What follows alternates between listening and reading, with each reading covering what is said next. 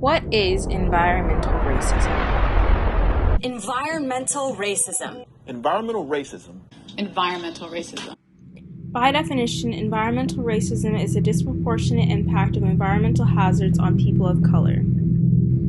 Environmental racism refers to the institutional rules, regulations, policies, or government and/or corporate decisions that deliberately target certain communities for locally undesirable land uses and lax enforcement of zoning and environmental laws, resulting in communities being disproportionately exposed to toxic and hazardous waste based upon race.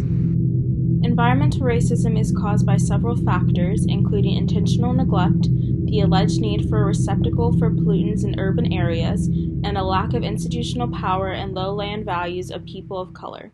It is a well-documented fact that communities of color and low-income communities are disproportionately impacted by polluting industries, and very specifically hazardous waste facilities, and lax regulation of these industries.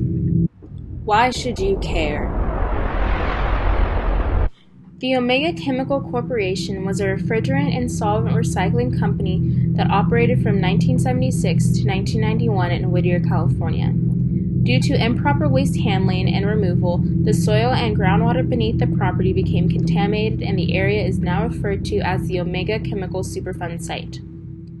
Cleanup of the site began in 1995 with the removal of hazardous waste receptacles and a multi-million-dollar soil vaporization detoxifying system. As for cleanup efforts, the EPA proposed a cleanup plan in 2009 in order to reduce vapor intrusion risk, direct exposure risk, and migration of contaminants further down gradient and to deeper levels.